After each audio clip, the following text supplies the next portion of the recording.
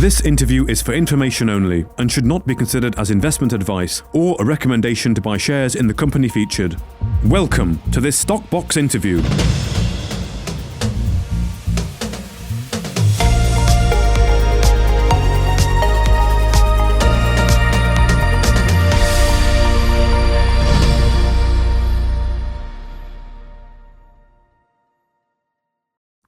Well, joining us today is Aidan Bishop, the Executive Director at Bluebird Merchant Ventures, following developments at the Gubong mine in South Korea with the potential farm out there and the free carry to production. So let's talk about this then, Aidan. First of all, I mean, this is a similar model, I think, to what you were following at the Batangas mine here with getting that free carry.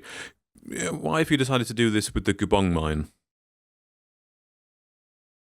Hi, Mark. Good to be with you today. Well, I think really we had to consider how we were going to best advance our projects.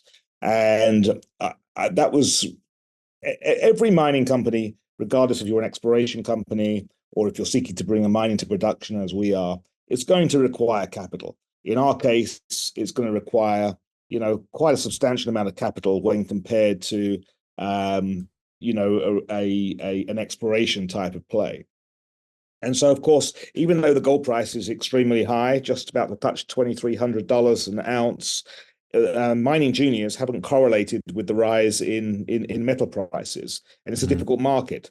Fundraising is challenging, so we were really faced with some decisions on how best to advance our projects. And of course, our share price hasn't performed well in recent times, and so that really made us think, what is the best approach?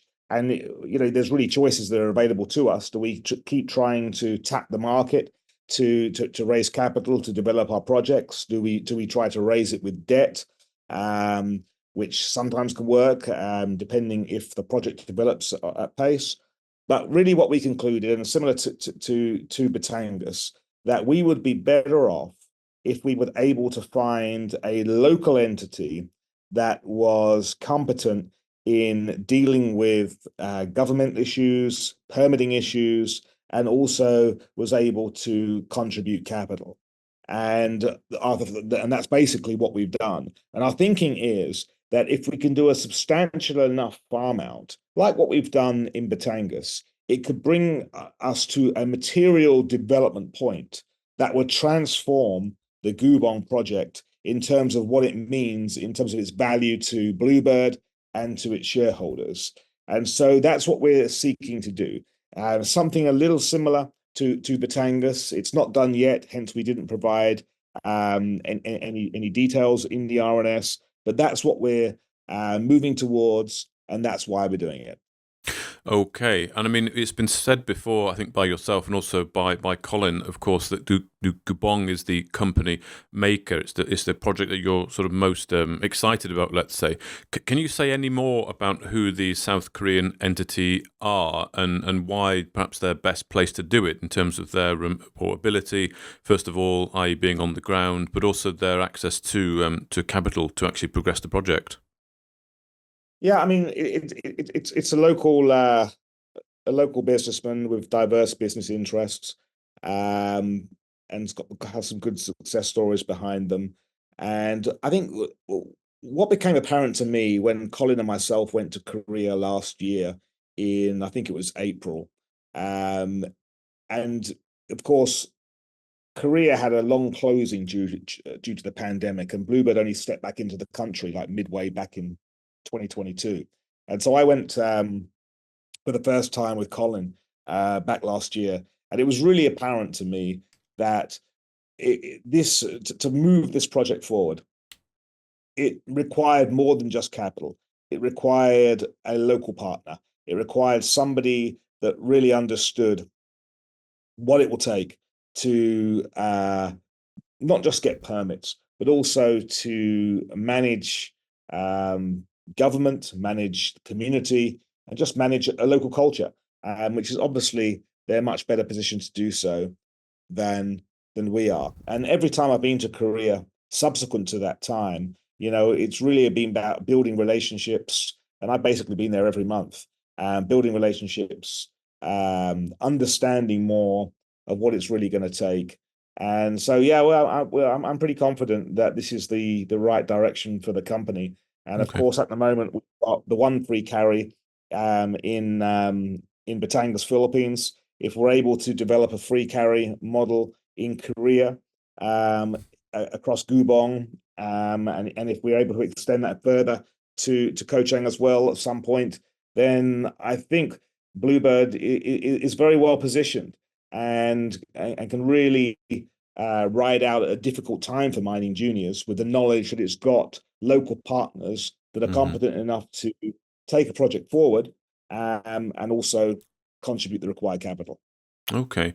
And in terms of some of the more sort of details about the partial farm out here, I mean, the RNS doesn't really include many details. Are they still being, is this really the first go at getting something started? Is the negotiations going to be ongoing? I'm talking really about how it might work in terms of what each party contributes and how the South Korean entity may then take partial ownership of the project. Are these details still to be worked out? Look, we started this process last year. This isn't something we just begun. Okay. It's not something that we're, our first iteration of doing. It's been under discussion, and there's been site visits to Gubong, along with the local partner. There's been a number of visits by myself to Korea, yeah, to meet them, and yeah, so it's getting closer to a conclusion. And that's basically why we were wanting Okay. to share with the market, not just about what we're doing, but really trying to really reveal why we're doing it. Yeah. Okay. Well, the RNS, I think, and what we discussed certainly talks about why you're doing it, and of course gets that announcement out there. Will more details follow in terms of the commitment from both parties and how ownership structures may change? Sure, absolutely. I mean Okay. that's the goal. Once we've got something that's definitive, of Okay. course that will be yeah, announced to the market. Okay, well that's good. We can look forward to seeing some of those details there. Just in terms of sort of the current state of play, let's say at Gubong here. I think we spoke last time back in November. I think you'd also just, as you mentioned, you'd been to the site visit there. I know there was the permitting process for the MTUP, the Mountain Temporary Use permits.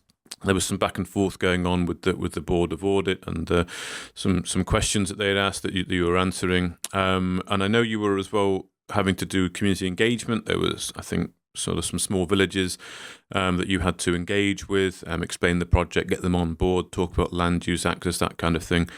And we also discussed a little bit about looking at what equipment you could buy and start buying it. So there was certainly some progresses being made there. What's the current state of play with regards to sort of those sort of three elements? So the mountain temporary use permits, the community engagement, and then anything on with regards to actually buying equipment and making some serious progress with the project.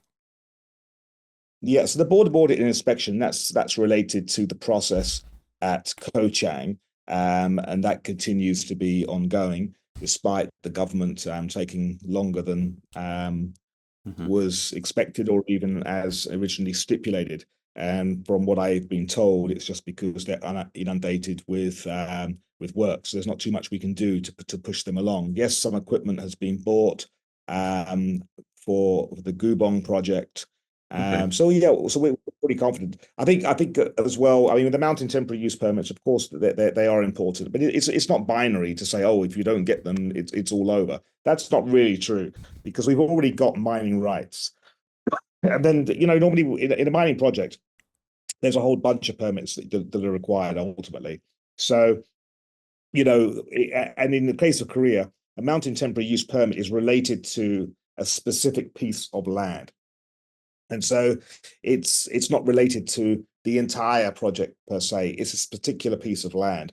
So what are your options? Of course, if, for example, you can't get it in one particular place, what does it mean? You can either choose another piece of land, or you can apply again. I think with the benefit of hindsight, if we were doing all this again, my recommendation would be to of not applied for the mountain temporary use permits as quickly as we did, but rather to have done more engagement with the community, with the local government, and so forth, and maybe even some more environmental work prior to the applications that were made. But of course, hindsight's always 2020.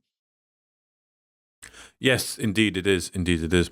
So just to finish off, maybe Aidan, if we can get a bit of an idea, we can wait to see some more detail on the partial farm out here with the entity with regards to Gubong there. What would be the focus of the company with regards to that project? I mean, what are you working on now, or what will you be working on with the other party?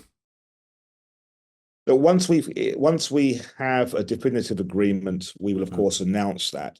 And the goal is that we can enter into a farm out with a substantial farm out with a Korean entity that will enable the project to move to the production stage without Bluebird having to contribute.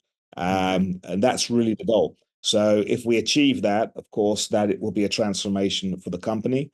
We've already got a blueprint in terms of the farm outs that we've done with Batangas. This one, of course, is slightly different because the Batangas farm out will take us to getting permits that allow for production. But with the Gubong one, what we're looking to do there is actually to create a farm out that will carry us into the initial levels of production. Okay, and since we talk about a little bit Batangas there, maybe it's just worth having a comment on how things are going with the Batangas Gold project there. So Batangas is as moving forward.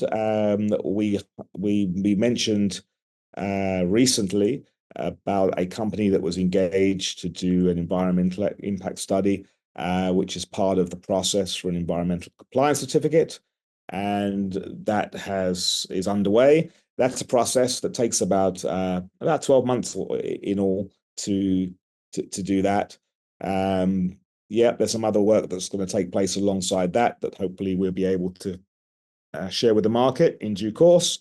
But yeah, it seems to be working, the farm out, and we're happy with how things are progressing.